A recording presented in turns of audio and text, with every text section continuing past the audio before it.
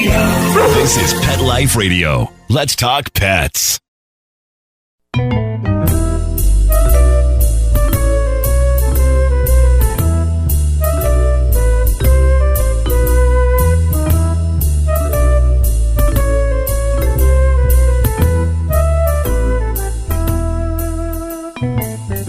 Hello, feline friends. Welcome to Cattitude. I'm your show host, Michelle Fern. Well, we're talking about New York again. I can't help it, but the city, what can you say? New York is everything. Anyways, we're going to talk about a wonderful historical cat tour that you can take, as well as talk a little about the bodega cats in New York and why they get a bad rap sometimes. My guests today are the founders. They're each the co-founder of Cats About Town Tours. So stay tuned. Can't wait to talk to them. Take a bite out of your competition. Advertise your business with an ad in Pet Life Radio podcasts and radio shows. There is no other pet-related media that is as large and reaches more pet parents and pet lovers than Pet Life Radio. With over 7 million monthly listeners, Pet Life Radio podcasts are available on all major podcast platforms. And our live radio stream goes out to over 250 million subscribers on iHeartRadio, Odyssey, TuneIn, and other streaming apps. For more information on how you can advertise on the #1 pet podcast and radio network, visit PetLifeRadio.com/advertise today. Let's Talk Pets on PetLifeRadio.com.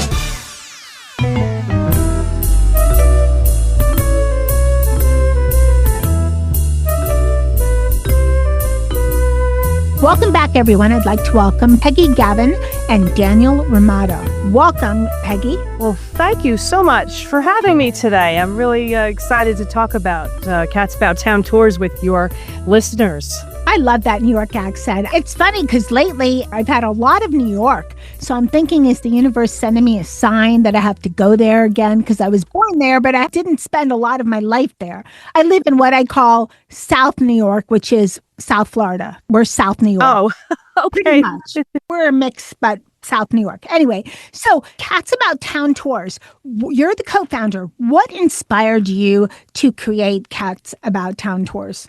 Well, about 5 years ago, just before COVID lockdown hit, I got my New York City tour guide license, which is you have to go through a lot of studying and you have to take a test, and it's this big process. And I was going to be joining another tour company to do some tours about animals in New York City history. And I got my license. I was all excited. And then COVID came along, and there went that. So about a year ago, I got a call from Dan Rimada, who's my co-founder, my partner, my business partner. And he and I had both been on a documentary about cats of old New York and just cats of New York City. And so he contacted me and he said, hey, I've been thinking about doing this walking tour with like cat stories and stuff. Would you be interested? And I was like, of course. I said, I've been trying to do something since before COVID. So we just partnered up, and I can't even tell you, within a week, we had the name of the tour, the company. We had the website up and running. We had the registrations up and running, and we were already starting to get publicity. It went so quickly. It was just amazing. So that's kind of how it all came together. So why cats, though? Well, I have been writing about cats. In fact, my license for my car is Cat Writer. My husband got that for me for Christmas a few years ago.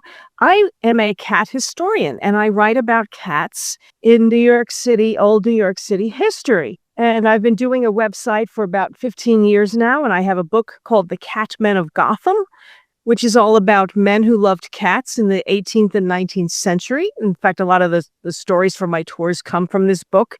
And so, yeah, I have a love of cats. I love New York City, and I just love sharing my stories with people. So it just came together really perfectly. Okay. And I heard that Daniel just joined us. Yeah. Hey, Michelle. I'm here. Hi, Daniel. Welcome. What inspired you to go make the About Town Tours cat focused? Yeah, well, so I realized that there were no animal-related tours in New York City, and there's very few throughout the United States. So I figured, hey, I have something kind of promising happening here with Bodega Cats of New York and the Instagram account. People in New York City seem to really love cats. I'm also a history buff. I love history, especially New York City history. So I decided, hey, why don't I stitch this all together and start a walking tour about, cats in New York City. And I started to piece it together myself, and I started reading. It's funny, I started like memorizing Peggy's Hatching Cat blog. I started to try to memorize the stories and really try to, learn as much as I possibly could. This is before I even knew Peggy. And I ended up reaching out to her and I said, hey, would you be up for like a quick phone call? I have an idea for a tour that I'd like to start. I'm going to get my license and I'm going to, do all these tours myself. And then as luck would have it, Peggy's like, I had a very similar idea to this. Why don't we work together on it? And I said, absolutely. So we linked up that way, and it was just serendipitous. It ended up working out perfectly, and me and Peggy get along famously, and we're running this awesome, tour about cats in New York City, the first one ever. Do you both have cats? I have 3 cats. They're all rescue cats from the shelter in town. I have Jack and Jeter, who are all black cats, brothers. And then I have Misha, who is their older sister. She's a Duluth tortoise, and she does not really like her brothers that much, but they do tolerate each other. And I'm limited to 3 cats. My husband tells me if I get any more than 3 cats, we will get divorced. You know what? I have 3, and my partner wanted to get more, and I have like allergies and mild asthma with them. And I said, get any more, and I won't be able to breathe. At that time, we had 2 dogs and 3 cats. So that's so funny. All rescues. Daniel, what do you have? I've got 2 ragamuffins. One of them is sleep. Oh, it's blurred, but I got one sleeping in my cat tree in the window here. That's Coco. So I've got brother and sister, and it's Coco and Charles. I've had them for a few years now, and they're just the best. And I had to lock one out of the room, unfortunately, and he's clawing at the door as I'm talking, because you can't lock a door. You can't shut a door when you have cats, obviously. So, I've got Coco and Charles here with me. Okay, helping monitor and helping you with questions and so forth. So let's get to the tour. How did you decide on the very first either cat, or was it the location that had cat, or was it, hey, do you know about this cat? I know about this cat. We have to go to this place and talk about this cat. What was the first one, and why did you choose that very first cat? What I did was, I have the book, The Catmen of Gotham, and I have my website, The Hatching Cat of New York City, which has about 500 stories, all different animals, not just cats, but dogs and horses.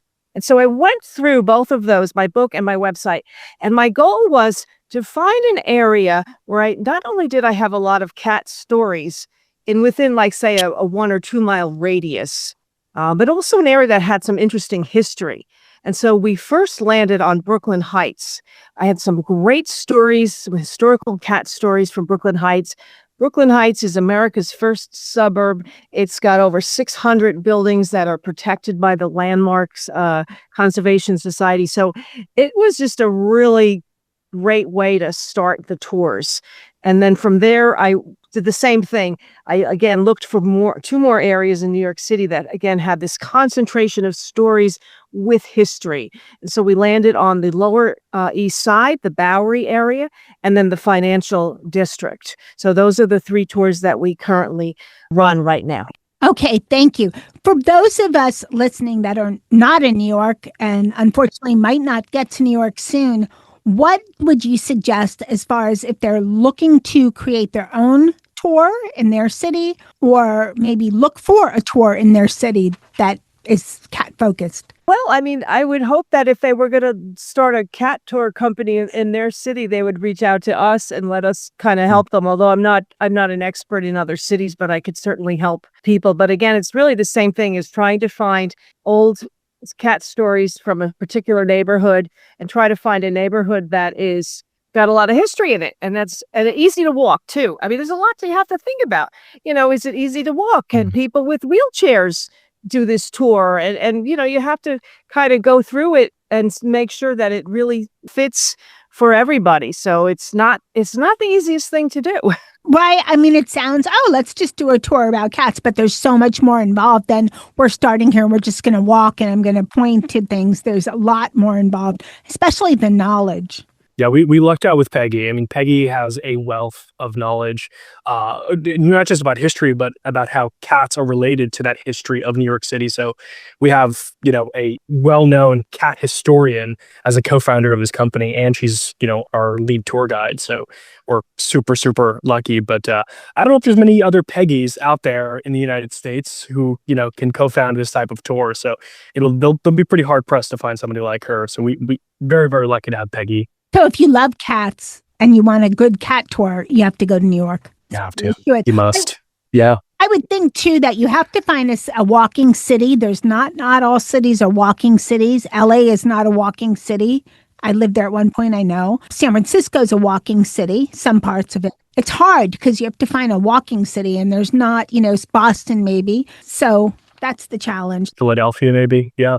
It has to have like deep historical roots. Boston is a great example. Philly would be a great example. Up and down the East Coast, the cities here that have like deep connections for like the founding of the country. I think those are going to be the good types of cities for these types of tours. Yeah.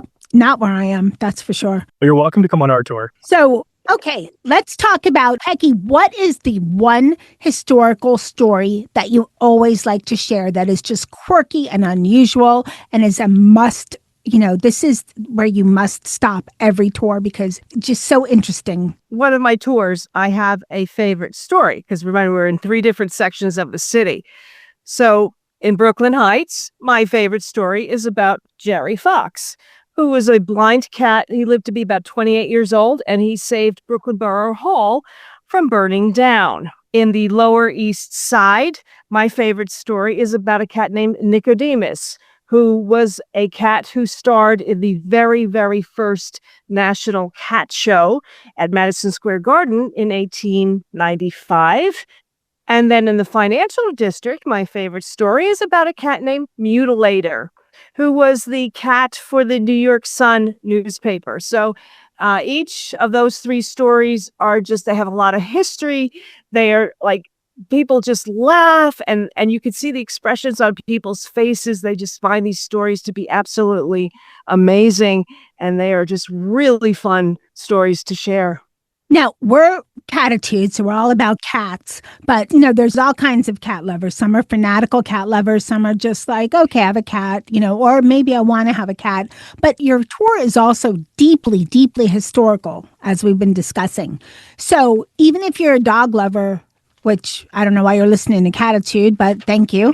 But if you're a dog lover, you'll still love your tour. One of our recent tours, we actually had somebody bring their dog on the tour.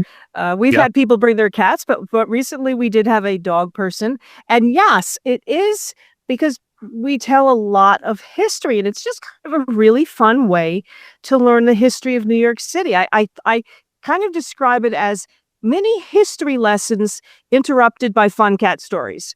So it's, and I always tell everybody there's no test at the end, but, like really fun stories like, this building was where Houdini performed and this spot is the man who invented Jell-O. And there's just a lot of, the cat who saved Deborah Harry, a blondie, from dying, Wow. There's just amazing history in all of our tours. So it's really for everybody. So sometimes when I describe the tour and what people are going to discover, sometimes when I describe it, I like to say like Brooklyn Borough Hall in Brooklyn Heights, it has its own history. It's deeply significant in Brooklyn and Brooklyn Heights. And it's got a really long historical past, but there's a whole nother dimension and it has to do with cats. And it was so funny, like when Peggy was stitching together like the stops and the itinerary for these tours, I kept thinking like, oh wow, I had no idea like the cat historical significance of like CBGB or Borough Hall or something. But it was just so interesting to know that like there's more than just like the history books history. There's a whole other dimension and it has to do with animals. And in our case, it has to do with cats. So if you are a cat fanatic, then you are welcome to come on our tour. And if you're in New York City, yeah, please come by. Okay. And we're going to talk to you more because we want to find out about the bodega cats of New York. So we're going to take a quick break and we'll be right back. Real people, Real stories. Our little dog developed this lymph problem. The chemotherapy lasted for 6 months, started developing more lymph nodes. So I thought I'd just try carnivore. The lymph nodes started to go down. Then I took him into the vet to have him checked out, and there was no signs at all inside. My cat had issues that developed in his eye, and 3 months later, my veterinarian said, let's go ahead and remove the eye. I heard the carnivore on advertising, so I said, you know what? I'm going to order this product. They did the procedure. They did all the tests, and they said, I don't know what you did. This product saved his eye. I've got a Labrador. She could hardly lift herself up off the floor. The treatment was chemotherapy. That's when I said, this could be the ticket. About 3 weeks, you could tell. She was very alert. She was going on a 5-mile walk. She is just like prime again. Call 866-836-8735. That's 866-836-8735. Or visit carnivore.com. That's carnivora.com. Use promo code PETLIFE at checkout for 15% off your order at carnivora.com. Let's talk pets. Let's talk pets On Pet Life Radio. Pet Life Radio. PetLifeRadio.com.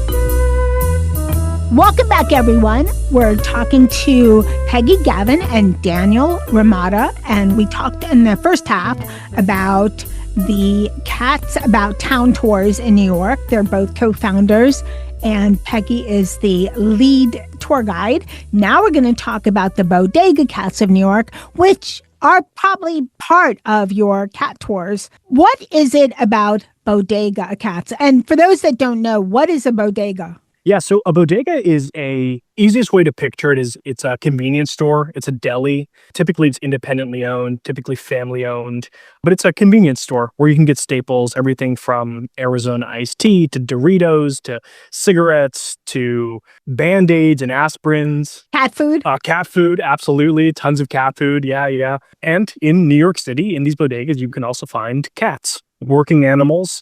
They are there to serve a purpose, and their purpose is mainly rodent control. Even just the smell of a cat from a rodent will deter pests and rodents, mice and rats, which, as your listeners probably know, we have a bit of a problem here in New York City with that. So these cats are a natural form of pest control. You know, I did a show not that long ago, and we talked about that. And the author of the book said, I think there is a rat for every person. Where I live, and then we were talking about what's worse. So rats or mice or roaches, because I live in South Florida. It's tropical. We have roaches. We just do. So they said they preferred rats or mice. I said, oh, I'll take a roach any day.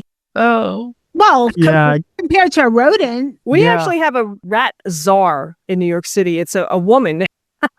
The mayor, I guess a couple of years ago, said, we need a rat czar. And he brought in this woman. And I'm like, what are you, nuts? I'm like, we don't need a woman. We don't need a human. We need cats. One of the stories I tell about McSorley's Ale House, famous bar in New York City, when they had cats, they had no rats. And after their last cat was kicked out by the New York City Board of Health, a few years later, McSorley's was shut down because they had too many rats.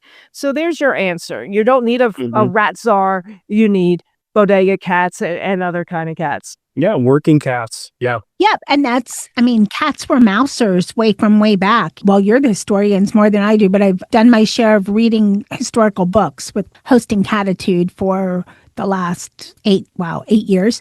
But cats were originally mousers, and they still have that stalking prey instinct. Mine don't. I don't know why, but others... Mine don't either. Yeah, I don't see, if a bug comes... when it rains here, they just come out, the bugs. It doesn't matter what... I don't have tons. I'll find one a week, but my cats just don't even pay attention. Lizards, though, they get excited about. Lizards, I just try to bring outside. But yeah, they just look. But I've never seen a rodent, so I guess the scent of the cats keep them away, so I'm happy with that.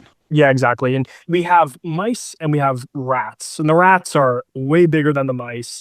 So the cats typically don't go after the rats. They're sometimes as big as the cat. Oh my God. But it's just the smell of the cat, its presence, sometimes the urine. If it could smell that, it's enough of a deterrent. It will go after mice though. If it's small, then they will go after those. But typically, rats just stay away from these types of bodegas. That's a good thing, but I cannot imagine a 7-pound rat, and that's a very tiny, small cat, or an 8. Yeah. Mine are big cats. They're just big, like 18 pound. An 18-pound rat, I think should be called something else. Yeah. A bear. Yeah. Yeah. That's funny. Bodega cats have been a part of New York City for a really long time. The bodegas themselves have their own kind of interesting history. So in the 1950s, 1960s, Puerto Rican families came to New York City. They kind of coined the phrase bodega, which actually is funny because it translates to a warehouse or like a cellar. It doesn't directly translate to like convenience store in Spanish, but somehow it's stuck and it's become synonymous with like the culture of New York City, right? I always like to say that New York City runs on bodegas. And it's true, even during COVID, they were open and, they really were there for New Yorkers. And every neighborhood has, their token bodega, and some of them have multiple bodegas, but they really, kind of intertwine themselves with the cultural fabric of New York City. And so have bodega cats. And the account that I run, Bodega Cats of New York, on Instagram is really a testament to that. It's what we're doing is documenting bodega cats. They are here. They're not going anywhere. They're part of the fabric here, and our job is just to document and post photos that our followers send us, and we get dozens of photos a week, and we're really thankful to all of our followers for sharing those with us, and also like telling people from outside New York City what bodega cats are. And I think our account is a really good example of what healthy, happy bodega cats look like. There's controversy around bodega cats because you mentioned happy and healthy, but there's some controversy. I think it generally stems from lack of knowledge, which is where that comes from. But some people think, it's cruel to have bodega cats, or, bodega cats, because some bodegas have like you said, deli, and, then you have cats there, or salad areas, and, you have cats there. So there's some negative component to this. My personal belief is I think the cats are fine. They're prey creatures. They just are. So it's nothing against their, DNA. That's my personal opinion. But what would you say, because there is controversy, some people think it's cruel to have bodega cats. They're just working and whatever. And some people are just, they shouldn't be in an area where there's food.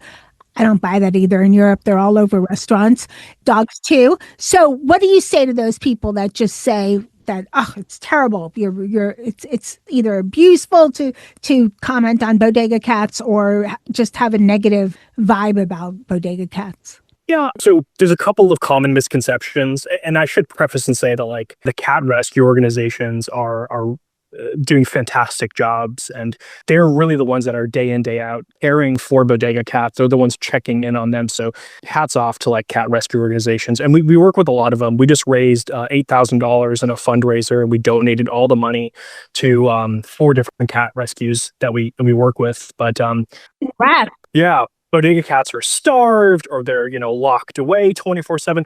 It's not the case. They're not starved. A lot of people say they're starved so that they are trained to only eat mice. There's not that many mice. These cats would starve to death. It's a silly misconception. It's not true. It's a complete myth. These cats, the ones that we visited, are fed. They are well cared for. They're stable in the community.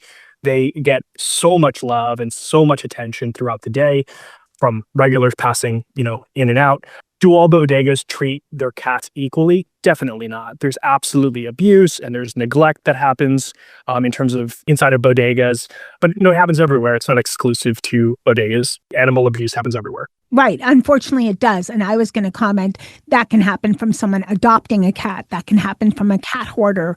There's plenty of others. And then what's your third point? Well, I was going to say by documenting them, what we're trying to do is encourage shop owners to take pride in their cats, right? To really showcase their cats and be proud of their cats, which hopefully will raise the bar for the cat's well-being. So not just having the bodega owner care for their cat and love their cat, but also like people that see our account and see Bodega Cats of Instagram or see the Shop Cat Show on Instagram, we want New Yorkers to fall in love with bodega cats, and we want them to care when something happens. Oftentimes, these cats will get snatched from a store, they'll get stolen, or they'll go missing, or sometimes they get hit by a car, and the community outpouring is huge. People really get upset when bad things happen to their local bodega cats.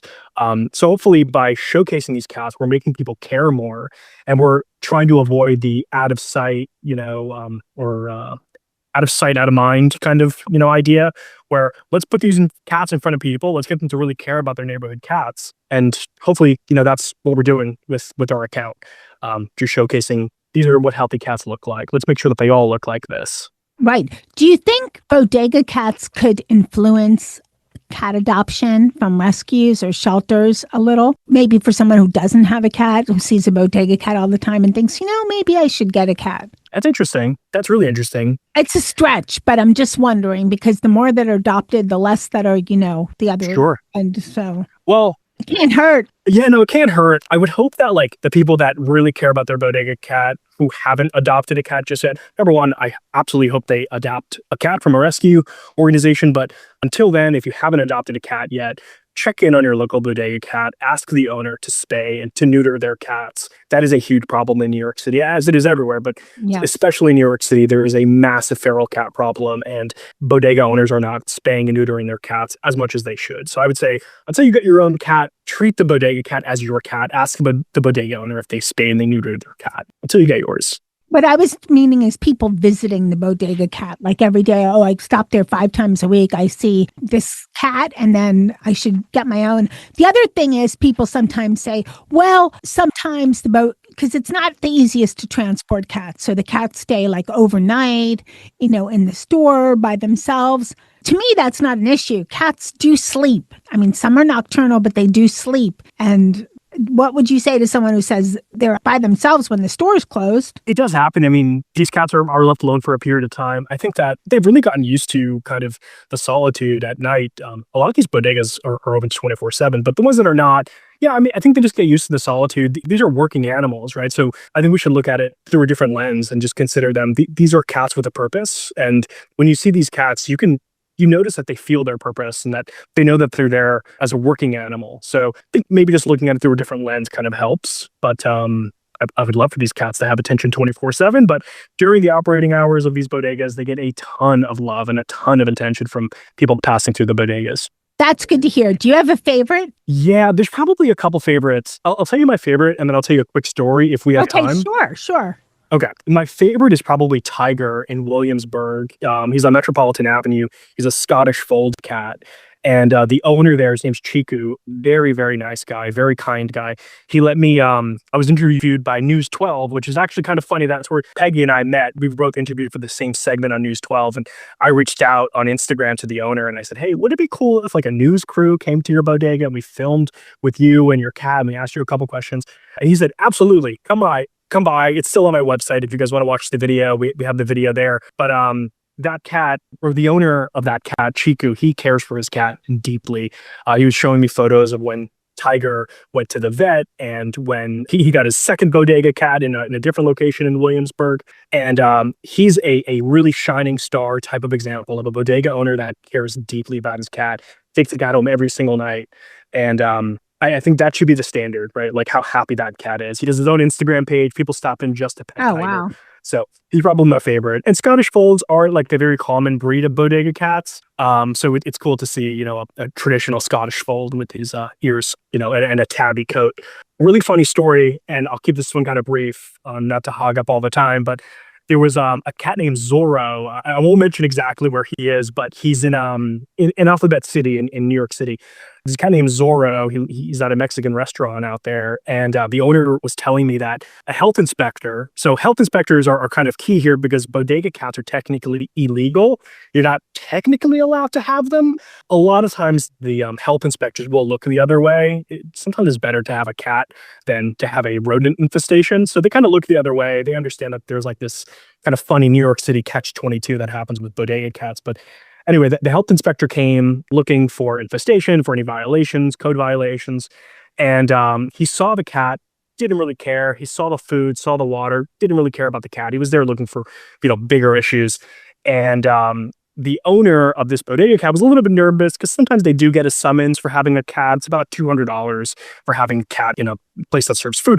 And the health inspector was on his way out. The owner of the bodega was pretty relieved. As the inspector is reaching for the door, he grabs the handle, he pulls back the handle, and then the cat named Zorro takes his claw out, scratches the health inspector from elbow to wrist, and a nice cut on his arm. And so the health inspector closes the door. He looks back at the owner of the Mexican restaurant. He's like, really, man, really? And the guy's like, hey, sorry, it's a cat. There's nothing I can do. I'm sorry.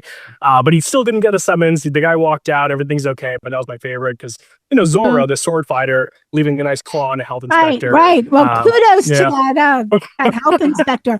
You know what? That's just how cats are. You never know. You can pet one and then all of a sudden they don't want, like, wow, the claws just come. So that's right. I just saw something on the news today, though, that New York is considering making bodega cats legal. It just popped up on my thing, so I don't know what's happening with that, but that would be pretty cool. We started that a petition. It got about, I think it's 13,000 signatures on change.org, and we were asking for the city council to legalize bodega cats, not so that there's a ton more of bodega cats, but just so that the city can step in and enforce minimum standards of care for bodega cats, right? So right now the city, they can't force bodega owners to spay and to neuter. There's not a lot the city can do, even though they want to help these cats that live in these stores. They can't do anything about it while they're illegal. So what we're saying is, hey, city council, legalize bodega cats. Let's make them official workers of the store, and that way the city can step in and provide resources and maybe allocate funding to cat rescues to help these bodega cats through kind of this proxy of this cat rescue. Keith Powers introduced or is going to introduce legislation based on our petition. That is great news. Okay, we're about out of time. Where can people find out more about Cats About Town tours and about Bodega Cats of New York? And thank you both, Peggy and Daniel, for coming on Cattitude. Yeah, take it away, Dan. Yeah. Great. And so for the cat tours, we are discoverable at catsabouttownttours.com.